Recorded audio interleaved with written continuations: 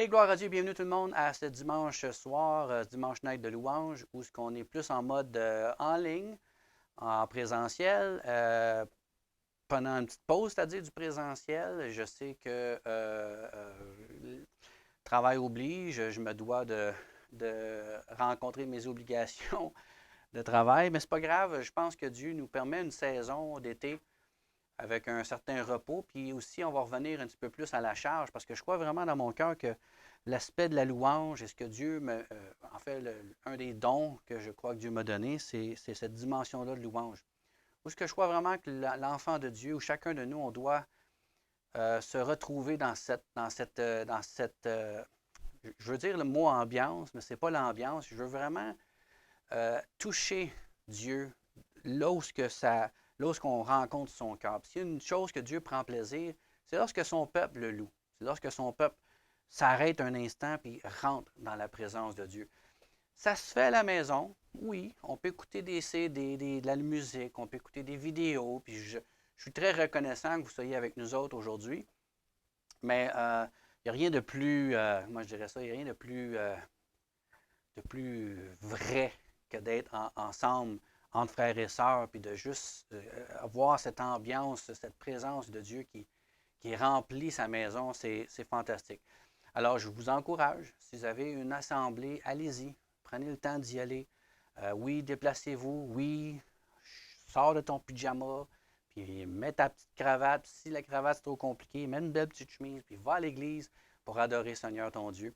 Pour ceux qui sont attachés à nous, Passion Center et Cité Passion, ben, à tous les dimanches matins, Pasteur Tony fait des réunions qui sont aussi bilingues. En fait, il y a un peu de français pareil à l'intérieur des réunions du dimanche matin. Fait que je vous invite à venir au 3609 Boulevard Tachereau pour des réunions de louange et aussi des temps dans la parole de Dieu. Moi, tout au long de l'été, je vais vous faire des petites capsules comme ça pour vous encourager finalement.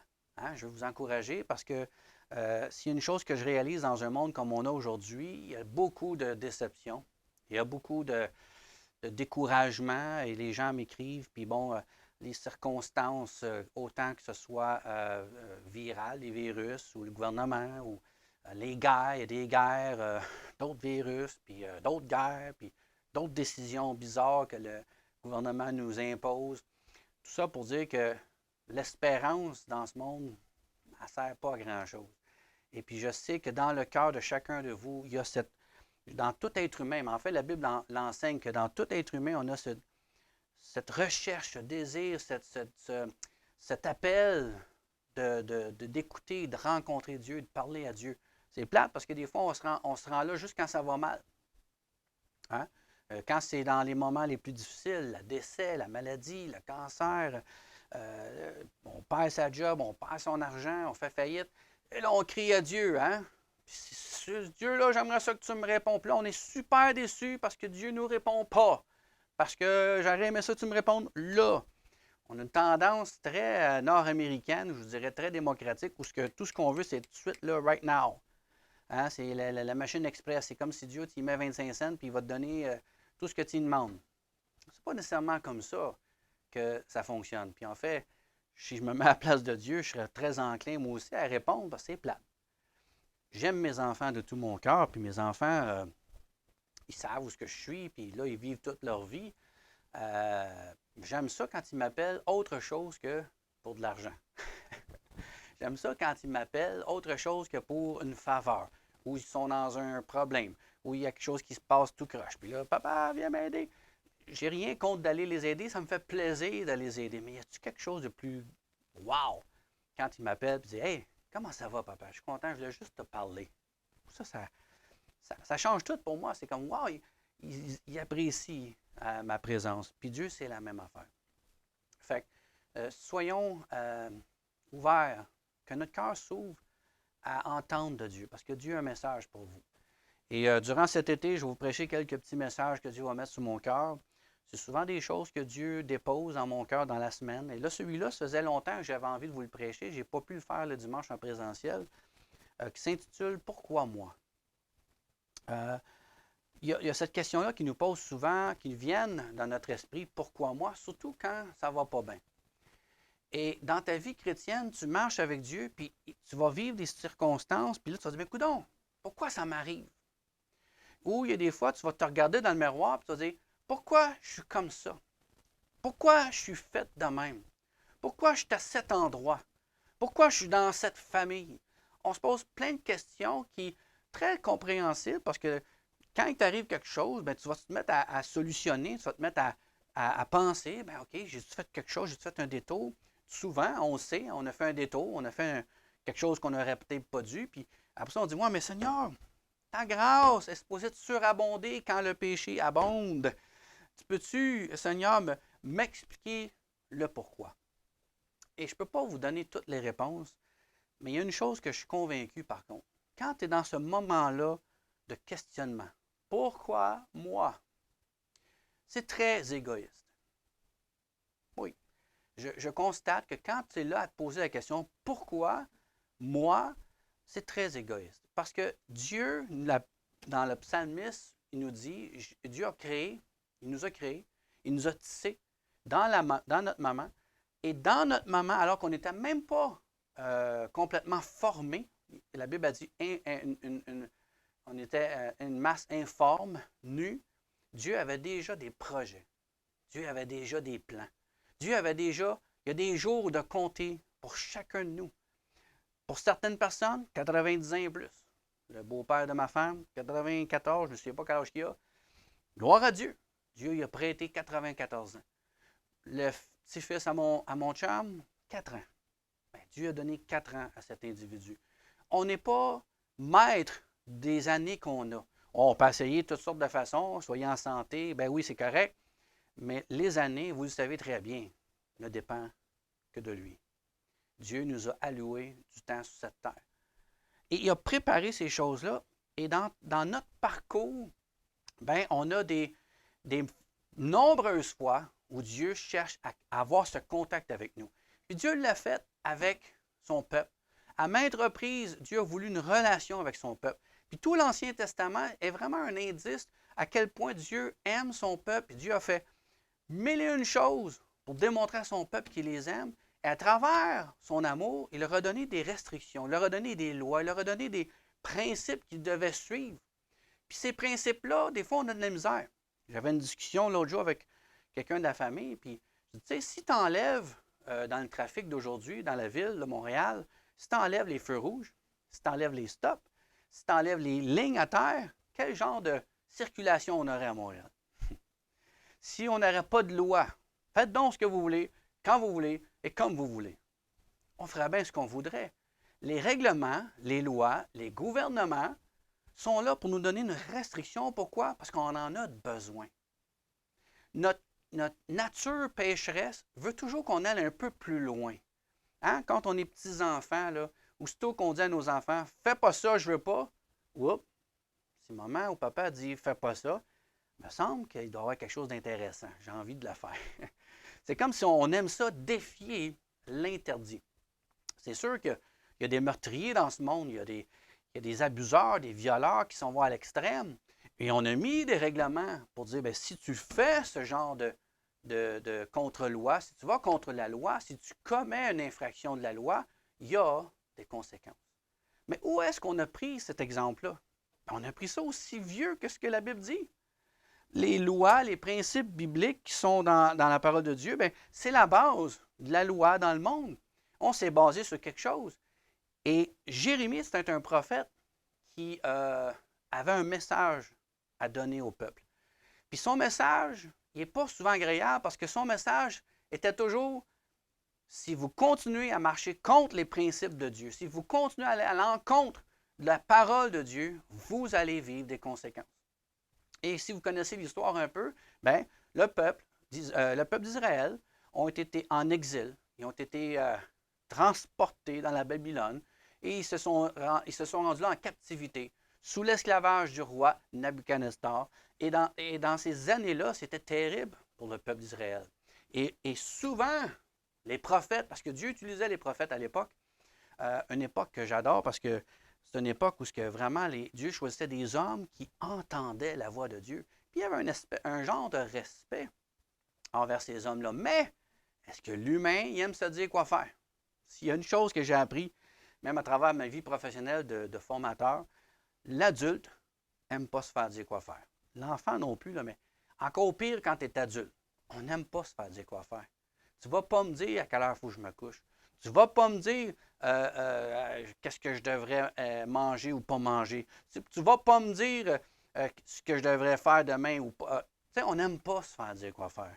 Hey, je te demande d'être là à telle heure, puis je te demande de faire ça. Ça nous contraint toujours parce que cette idée qu'on se donne, une idée de liberté, on pense qu'elle se retrouve en dehors des principes de la parole de Dieu. Et en introduction aujourd'hui, puis on va poursuivre la semaine prochaine, mais je veux que vous réalisez, pensez un instant à vous-même. Comment est-ce que vous avez cette frustration-là de vous faire dire quoi faire? C'est encore pire parce que quand je prêche l'Évangile ou quand je prêche la parole de Dieu puis que je dis qu'est-ce que Dieu veut pour vous, pour nous, je vais m'inclure, ça vient nous chercher parce que si on regarde les lois de Montréal ou du Québec ou du Canada, puis même si ça nous frustre, il y a les lois qui sont des lois morales. Et pourquoi ces lois morales changent? Qu'est-ce qui fait qu'on change nos lois? Pourquoi que, là, un certain temps, l'avortement est interdit, puis qu'aujourd'hui, on cherche à la rendre légale? Pourquoi est-ce que le suicide assisté, c'était quelque chose qu'on n'aurait jamais pu imaginer? Mais pourquoi qu'aujourd'hui, on en fait une loi pour le permettre? Puis là, on peut aller très loin avec le mariage auprès des gens du même sexe. Il y a plein d'affaires qui vont à l'encontre de ce qu'on voyait dans l'époque. Mais c'est sûr que quand je parle avec certaines personnes très libérales, on va dire, ah, c'est arriéré. C'est arriéré la façon de penser comme ça. OK. Mais Dieu a mis des principes pour des raisons. La première raison, c'est qu'il nous a mis des principes, des lois pour nous protéger. On a l'impression que c'est pour nous confiner puis il veut nous faire du mal. Non. Les principes bibliques, les recommandations qui sont dans ce livre de vie, hein, s'il y a quelqu'un qui connaît comment ça marche la vie, c'est celui qui l'a fait, c'est Dieu. Dieu a créé la vie. Puis dans la vie qu'il nous a donnée, il nous a donné des responsabilités. Mais sachant que nous avons une chair pécheresse, puis on a envie de défier les choses de ce monde, mais il nous a donné des règlements, des lois. Ce sont des lois morales qui sont dans le but premier de nous protéger. Il nous protège contre le péché. Puis souvent, le péché, il veut aussi nous protéger contre des maladies.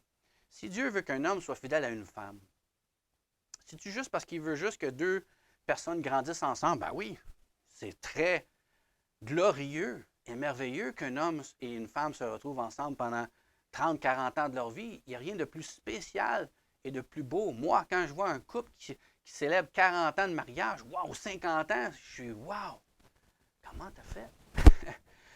mais souvent, leur témoignage, c'est la meilleure décision de ma vie. Parce qu'à travers les bons et les mauvais moments, on est resté ensemble. Et une des raisons que Dieu préfère qu'on reste ensemble avec une seule personne, bien, on s'évite plein de problèmes. Des maladies. Il y a des maladies qui sont transmises sexuellement. Il y a des maladies qui circulent à travers toutes sortes de foleries qu'on se permet de faire. Ah, Stéphane, tu exagères. La raison pourquoi que tu penses que j'exagère, c'est parce que tu veux vivre cette vie-là de liberté. On veut se donner une liberté, on veut se permettre. Fait que là, qu'est-ce qu'on va faire? C'est qu'on va niveler par le bas. Étant donné que la race humaine veut continuer à pécher, veut continuer à faire ces choses, mais qu'est-ce qu'on fait? On va l'allouer. Mais là, il y a des conséquences. Puis quand on l'alloue, bien, ces conséquences-là, c'est des maladies, c'est des virus, c'est plein de choses comme ça qui arrivent. Ah, ben, OK, on va faire des médicaments. Ça devrait compenser. Oui, je sais, vous allez dire, je suis peut-être arriéré, mais moi, j'ai prêché à mes enfants de se préserver pour le mariage. Mes deux filles ont fait des vœux de chasteté avec moi, où ce qu'ils ont dit, on veut se consacrer pour l'homme de notre vie. Et si tu regardes le monde aujourd'hui avec les avortements, les problèmes sexuels, puis là, je vais aller même plus loin que juste les problèmes maladies, là, au niveau santé, il y a des problèmes moraux, de cœur, de brisure. Il y a des gens qui se suicident parce que le conjoint, la personne l'a trompé. Puis là, ça va à des bagarres, ça s'éclate en meurtre. Je ne sais pas si vous écoutez les nouvelles, Mais il y a plein de conséquences à ce qu'on fait qui nous sort du cadre que Dieu nous a placé pour nous protéger. Alors, ce que je dis à mes enfants, est-ce que c'est mieux de prévenir ou de guérir? Ah, on peut guérir. Il y a des médicaments, ça marche. On a réussi à contrôler les AIDS, le sida. On a contrôlé plein de choses parce que les médicaments. Mais on fait juste niveler par le bas. Ça serait-tu plus facile de se préserver, de prévenir finalement, de faire attention? C'est la même chose avec la nourriture. Ouais, j'aime manger, je suis bien honnête avec vous, mais des conséquences. Quand tu triches en dehors de l'alimentation, les 5 groupes d'alimentation, les nutritionnistes vont vous le dire, ben, tu es ce que tu manges, mon body boy. Fait qu'on a beau se plaindre, puis là, on cherche toutes sortes de méthodes, hein, des petites pilules pour ça, une petite pilule pour ça, une petite pilule pour dormir, une petite pilule pour se réveiller, une petite pilule pour faire l'amour, une petite pilule pour plus faire l'amour, une petite pilule pour essayer de ne pas vieillir. Écoute, il y a plein de façons qui vont nous aider à passer au travers nos excès de liberté. Pourquoi je vous parle de tout ça? C'est une introduction, j'ai aucune idée pourquoi je vous en parle. Mais oui, je sais pourquoi je vous en parle, parce que dans mon cœur, on a souvent à se poser cette question-là, pourquoi moi? Et la première chose que tu devrais dire, parce que tu as décidé de prendre ta vie de ta propre manière et tu veux la vivre de ta propre façon. Tu veux la vivre par toi-même. Et les conséquences sont là. Est-ce que ça plaît à Dieu? Pas du tout. Dieu pleure le peuple juif qui constamment est en train de se plaindre. Les Juifs se plaignaient de l'esclavage qu'ils avaient en Égypte. Dieu les sort, puis de façon miraculeuse. Les 10 plaies, c'est-tu pas assez pour te dire « Wow! La puissance de Dieu s'est manifestée contre notre ennemi. Plaie après plaie. C'est quelque chose. La dernière plaie, Dieu est venu tuer tous les premiers-nés, sauf ceux du peuple juif, qui se sont identifiés avec le sang de l'agneau. Et ça, on en parlera dans le temps de Pâques. On en parle souvent dans le temps de Pâques où c'est Jésus-Christ qui représente ce sang qui protège de la mort. Et en voyant tous ces miracles-là, on aurait tous dit, ben crime, ils vont marcher de pieds joints. Puis là, Moïse est arrivé avec des commandements, il est arrivé avec des principes et des règlements pour que le peuple marche dans la droiture. Et là, on parle de l'Ancien Testament. Et malgré tout ça, l'eau qui s'est séparée en deux, puis qui ont vu les peuples égyptiens qui se sont fait engloutir dans l'eau, puis ont vu des colonnes de nuée puis de feu qui les guidaient dans le désert, puis qui ont vu de l'eau sortir de roches, puis qui ont vu de la manne tomber du ciel, puis des cailles qui tombaient. Wow! Mais ils sont tous morts dans le désert. Pendant que Moïse était en train de parler avec Dieu en haut, puis qu'il voyait eux autres, les éclairs, puis voyait que la montagne, il se passait quelque chose, ils savaient que Moïse parlait avec Dieu. Ils se sont créés un veau d'or. Ça fait juste vous dire que dans le cœur de l'homme est mal, est tortueux. On est tous coupables de notre péché. On est tous coupables de notre excès. On est tous coupables de vouloir marcher contre Dieu. Mais ce que je veux vous dire aujourd'hui, c'est si tu te poses la question du « pourquoi moi ?», la première réponse que tu devrais dire, parce que je me suis tourné contre Dieu. Et quand tu vis des choses, c'est un reflet de conséquences que le péché va t'emmener à. Parce que la Bible a dit, le salaire du péché, c'est la mort. Mais il ne parle pas de la mort terrestre. Il parle de la mort spirituelle. Je ne sais pas si vous le savez, mais on est sur du temps emprunté. Et ce temps emprunté-là va finir un jour. Je ne sais pas combien de temps que vous avez, je ne sais pas combien de temps que j'ai, mais s'il y a une chose que je réalise, c'est que je vais prendre tout le temps que je peux pour, un, servir Dieu. Pour deux, l'annoncer à tous mes proches et tous mes lointains, mes amis, comme mes ennemis. Hey, réveillons-nous! Arrêtons de faire notre propre tête de cochon. On a tous une tête dure. Puis tourne-nous donc. Écoute, on peut-tu le réaliser que ce monde-là, ça va nulle part? Ça nous prend quoi pour le voir? Ce n'est que le commencement. Ce n'est que le commencement des douleurs que cette terre va subir. Alors, c'est un avertissement, mais en même temps, c'est un temps de réjouissance. On devrait se réjouir que Dieu nous parle encore aujourd'hui, puis qu'il nous donne le Saint-Esprit pour nous révéler ces choses glorieuses. Je vais parler la semaine prochaine des différentes raisons pour lesquelles l'ennemi, qui est... vous savez, on a 3 ennemis. On a le monde, on a le diable, puis les démons, puis tout ça, puis on a notre propre chair. Et quand on est dans le questionnement du « pourquoi moi ?», il y a 3 choses qui est utile pour nos ennemis à utiliser contre nous. Il veut nous décevoir. Il veut qu'on vive dans la déception. Déception de Dieu, déception de l'Église, déception de nos frères et sœurs, déception de notre famille. Puis dans la déception, il se passe des choses où il réussit à détruire des choses en nous. Il veut nous rendre, puis ça c'est une maladie courante, vivre dans la dépression. Je vais vous en parler de la dépression, à quel point elle peut détruire un humain. Il veut nous descendre.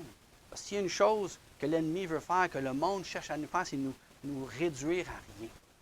Parce que le diable est tellement jaloux de nous, on est à l'image de Dieu, que lui, quand il nous regarde, ça le fâche, je ne vous aurais pas aidé. Parce que si vous ne saviez pas, Lucifer voulait devenir Dieu. Puis Dieu, il s'est retourné de bord et il décide de faire vous et moi à son image. Wow. Alors, il veut nous descendre et surtout, il veut nous distancer de Dieu. Je vais vous en parler dans les prochaines semaines. Et ma prière, c'est que vous réalisez que si tu te trouves dans une situation où tu te dis « Pourquoi moi? » Bien, la première chose, c'est demandons pardon. Seigneur, si je vis ce que je vis là, peut-être que je devrais me réaligner dans ta loi. Dans la loi de ta parole. Parce que ce livre-là, ce n'est pas juste un livre. C'est un livre d'instruction. C'est un blueprint.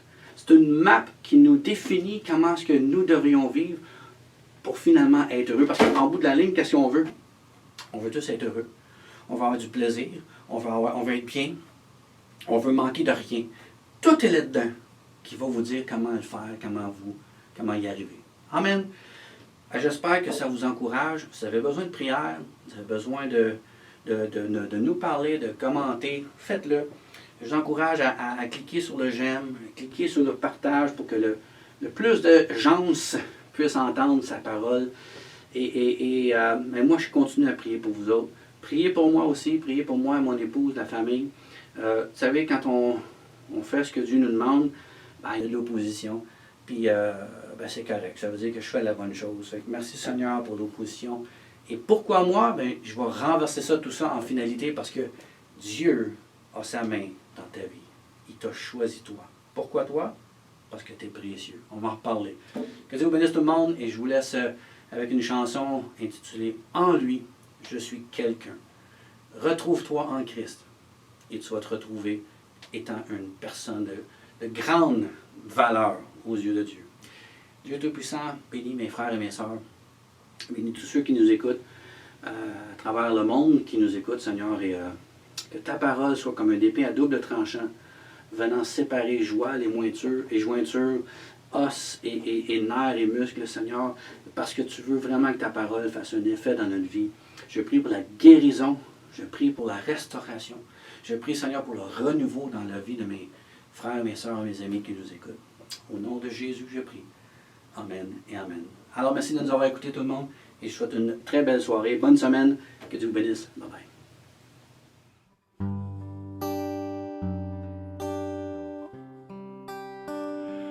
Oh, oh, oh.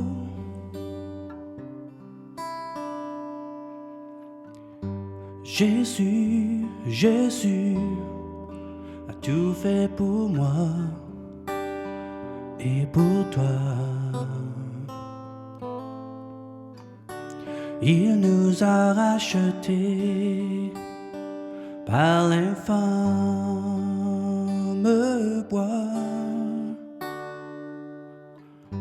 Jésus, Jésus a tout accompli par sa vie. Nous avons avec lui le même héritage. En lui, je puis tout par Jésus qui me fortifie. En lui,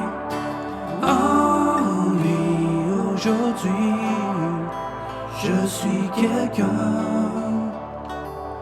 En lui.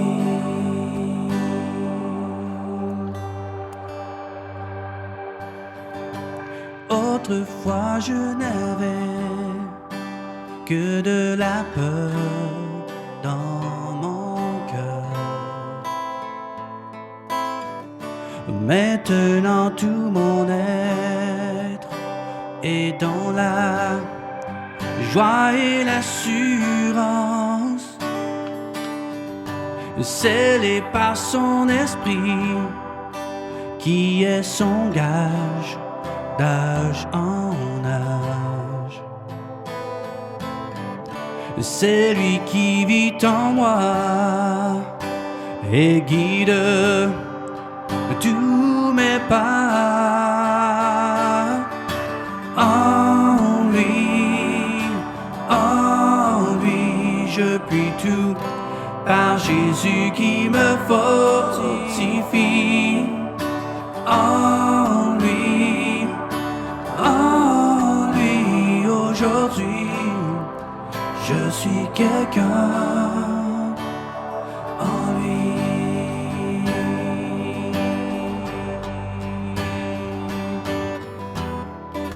Enfant de Dieu, nouvelle créature, justifiée par la foi. Oui, nous sommes saints, confiants dans sa main, et triomphants, combattant en tout temps.